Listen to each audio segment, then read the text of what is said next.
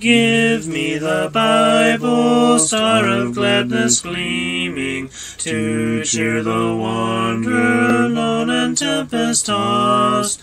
No storms can hide that radiance peaceful beaming, since Jesus came to seek and save the lost. Give me the Bible, holy message shining, thy light shall guide me in the narrow way. Precept and promise, law and love combining, till night shall vanish in eternal day. Give me the Bible when my heart is broken, when sin and grief have filled my soul with fear. Give me the precious words by Jesus spoken. Hold up faith's lamp to show my Savior near. Give me the Bible, holy message shining, thy light shall guide me in the narrow way. Precept and promise, law and love combining, till night shall vanish in eternal day. Give me the Bible, all my steps enlighten, teach me the dangers of these realms below. That lamp of safety o'er the gloom shall brighten, that light alone the path of peace can show. Give me the Bible, holy message shining, thy light shall guide me in the narrow way. Precept and promise, law and love combining, till night shall vanish in eternal day. Give me the Bible, lamp of life immortal, hold up the splendor by the open grave. Show me the light from heaven's shining portals, show me the glory gilding Jordan's wave. Give me the Bible, holy message shining, thy light shall guide me in the narrow way. Precept and promise, law and love combining, till night shall vanish in eternal day.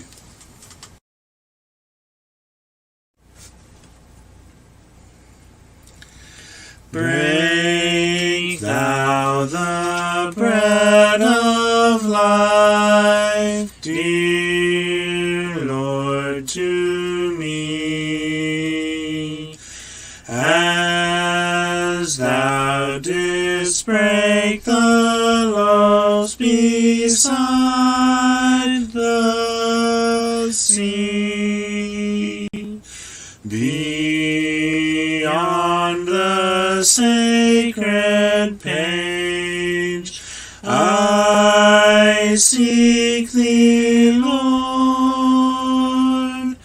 My spirit pants for thee, O living word. Bless thou the truth, dear Lord, to me, as thou didst bless the bread by Galilee.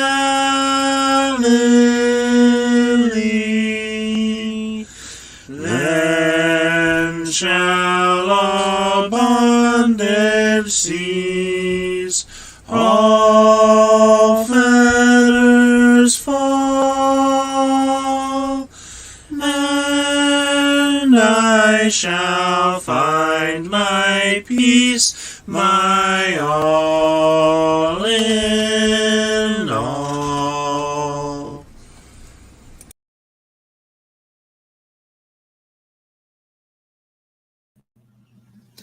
Good afternoon! How is everyone doing today?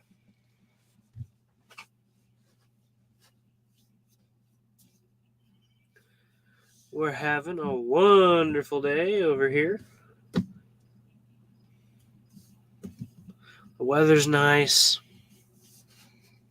Everything's calm, quiet. Hello, Sister Reba. Good to see ya.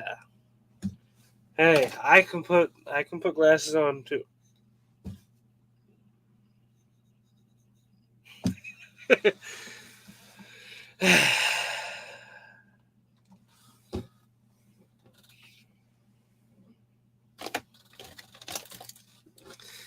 How are you doing, Sister Reba?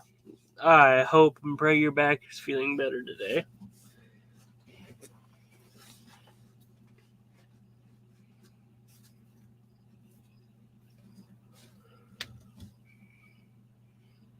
Just saw Reba put up a whole bunch of laughing faces. My job here is done.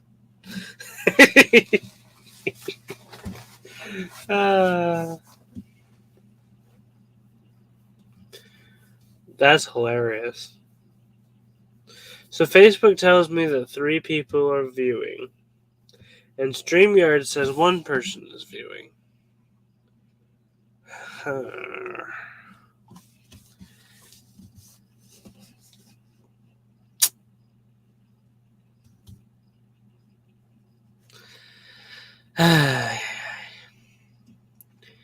Well, Reba,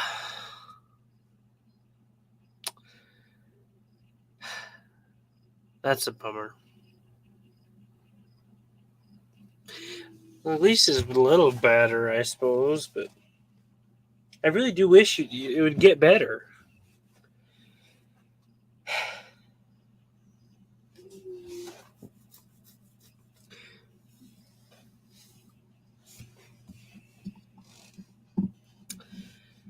Oh,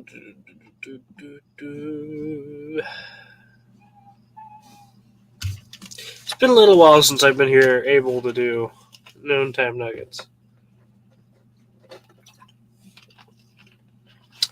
Usually, on Saturdays, my other brother ends up dragging me off to who knows where, and chances are there's no signal.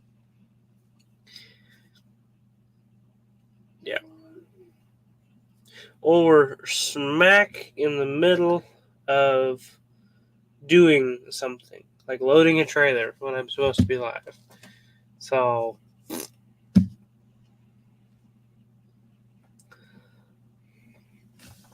I do apologize for not being able to have my noontime nuggets as often as would be preferred. Reba says, where are you? Currently, I'm at home.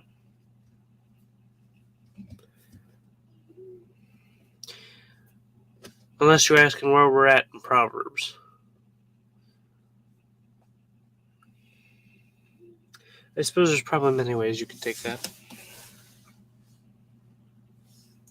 But yeah, currently I'm at home. We're ready for Proverbs 25 for our reading.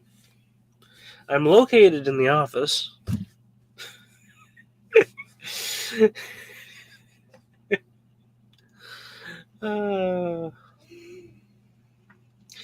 See, today,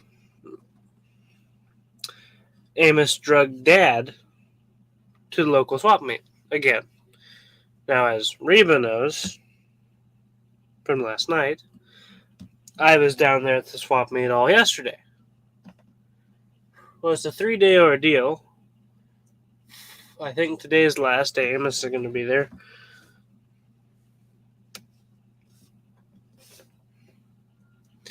Yeah, probably. The camera's angled off, kind of over there. Normally, you get a bit more of the door in the view.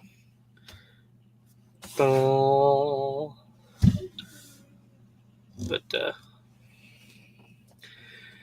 yeah, we try to keep it off the door. That way people can run back and forth between the pantry and the dining room. So you get more of an angle of the computer.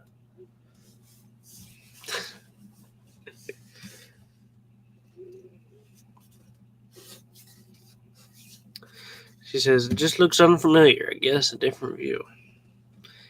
I wouldn't know.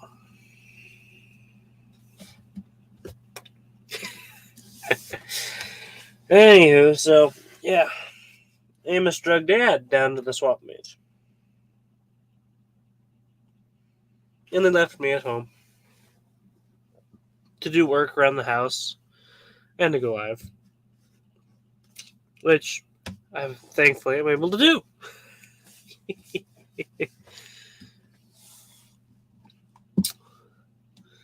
So I suppose, without further delay, let's get into our mine shaft. For today's mine, we will be delving through Proverbs. Our shaft will be... wrong page. Our shaft will be chapter 25. And the vein of gold we'll be digging through will be verses 1 through 8. So, let's dig, y'all. These also are Proverbs of Solomon, which the men of Hezekiah, king of Judah, copied. It is the glory of God to conceal a matter, but the glory of kings is to search out a matter. As the heavens for height and the earth for depth, so the heart of kings is unsearchable. Take away the dross from the silver, and it will go to the silversmith for jewelry. Take away the wicked from before the king, and his throne will be established in righteousness. Do not exalt yourself in the presence of the king, and do not stand in the place of the great.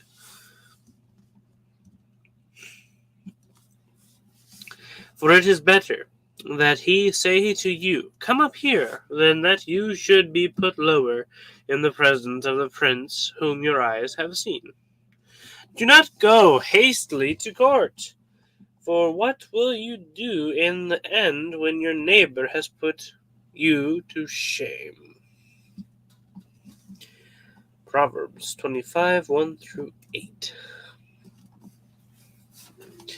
So we start off this chapter,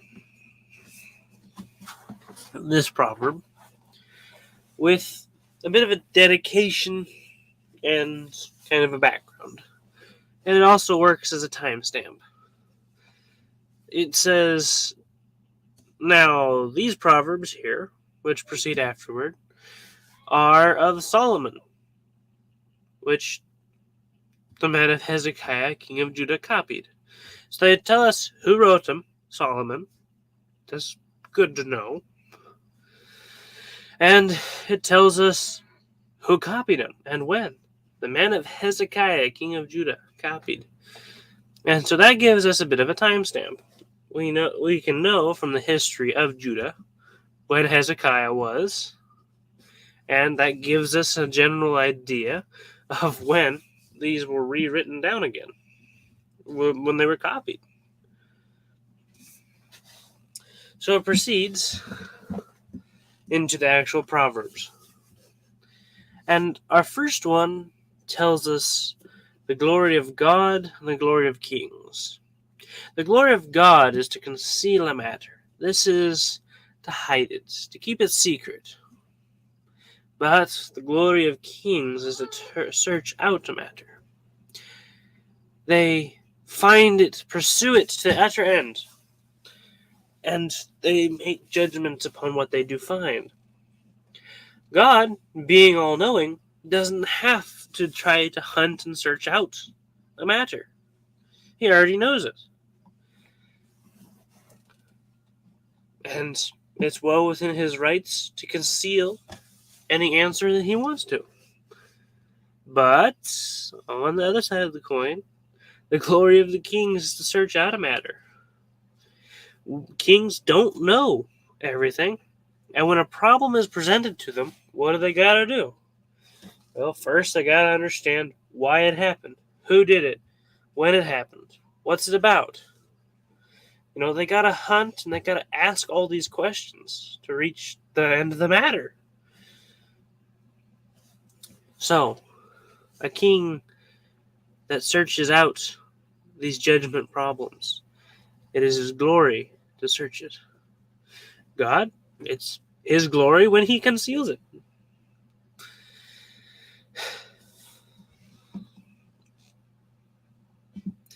Goes on to describe more about the king.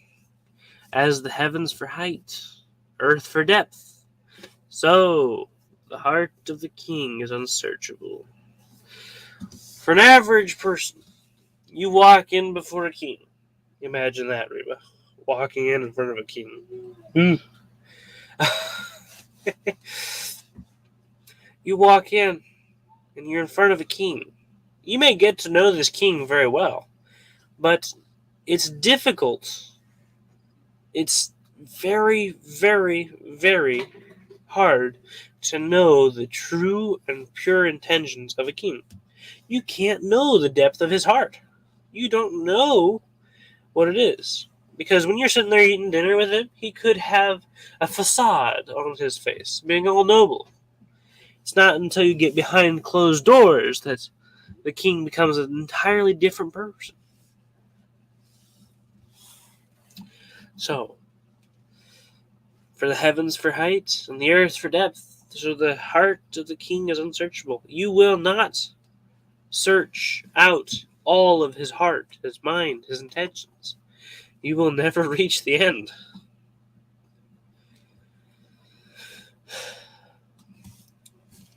Take away the dross from the silver, and it will go to the silversmith for jewelry.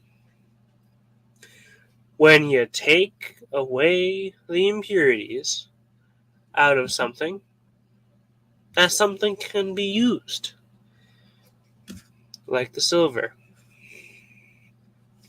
Take away the dross from the silver, and it will go to the silversmith for jewelry. Take the waste, take the impurities out of silver, and all of a sudden you have pure silver that can be used. It looks great, it looks beautiful. But a chunk of raw silver is full of iron, rock, dirt. It's very unusable in that state. It has to be melted, has to be cleansed.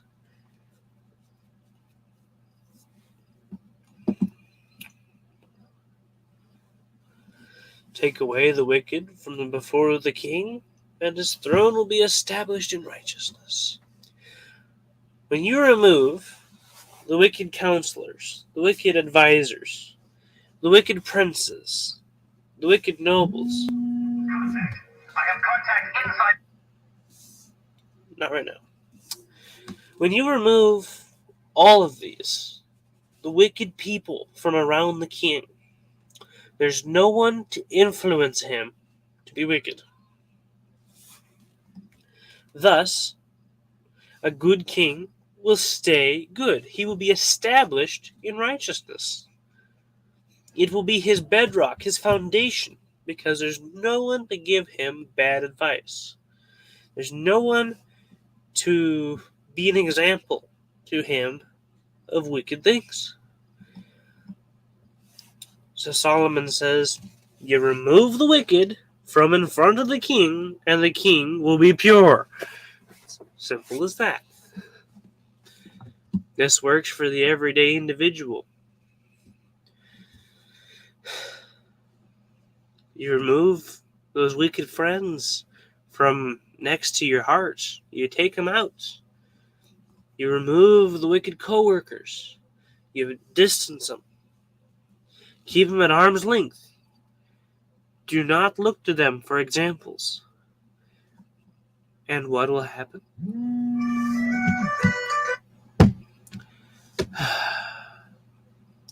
And what will happen? You'll be pure. Remove the wickedness and be clean. In 6, we have a very similar 6, 7. Yeah, 6 and 7. These ring deeply of what Jesus had to tell. I don't remember if it was his apostles or his disciples, or if it was the Pharisees. But he said it nonetheless. It's probably bookmarked right here. We go right here. Yeah, Luke 14, 7 through 11. But he says, "Do not," this is Solomon, "do not exalt yourself in the presence of the king. Do not stand in the place of the great. For it is better that he say to you, 'Come up here,' than that you should be put lower in the presence of the prince, whom your eyes have seen." This is a tactic for when you're in the court, when you're there with the king, when you're sitting at the table at the feast. He says, don't exalt yourself in the presence of the king. Don't march into the courtroom with your nose in the air. We've all seen movies or cartoons or, various TV shows with that sort of idea. Generally, it's the villain that marches in with his nose in the air, wearing all the bright, shiny, dressy, fancy clothes. His nose is in the air, and he walks up, and he assumes the highest position available next to the king. And then another guy walks on in, and the king's like, "Oh, hey, buddy, hey, you come over, you, move down, you're in the way."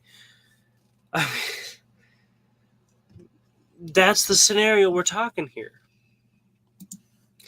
Do not exalt yourself in the presence of the king. Do not put yourself in the highest position, lest the king say, lest he said, put you down. You want him to say, "Come up here," rather than "go down there," because it looks better. If you assume the highest position at the table, right hand of the king, if you assume the closest throne to the king, and he puts you lower, then that just lowers your value. Everyone sees it and goes, "Oh, he's boring. He's unimportant." Whereas if you go sit at the lower side of things, and the king goes, "Hey, you, get up here," that makes you look shiny. It makes you look more noble, better. It makes you look more important, more trustworthy, more noble. See, he just says, "Lest you embarrass yourself." Exactly. That's the word I was looking for. It becomes very embarrassing if you assume the right-hand position and the king just says, "Move over." It's very embarrassing. Assume the more humble position. And finally, in our last verse, we're told, "Do not go hastily to court. For what will you do?" And hi, Dad. And CJ. "Do not go hastily to court. For what will you do in the end when your neighbor has put you to shame?" When you run quickly to court, as fast as possible, tiny little incident happens. Easily fixed. Tiny little incident happens.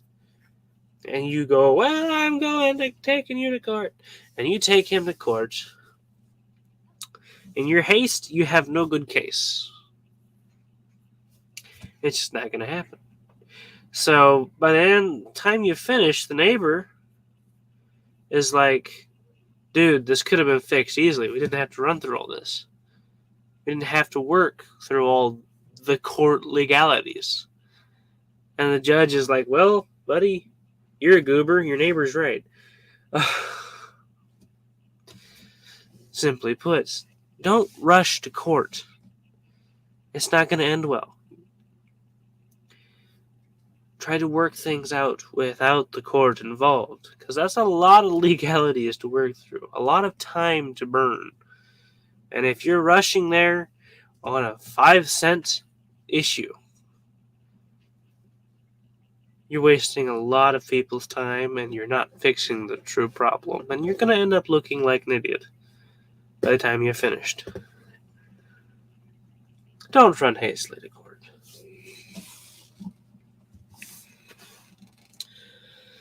Proverbs 25, 1 through 8.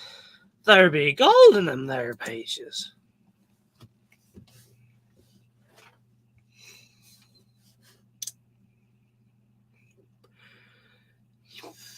Thank you all for being here.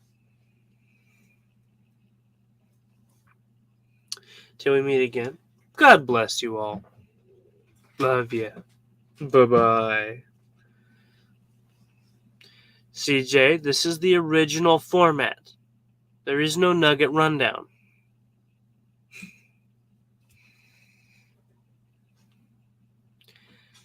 Reba says, thank you for them there golden nuggets.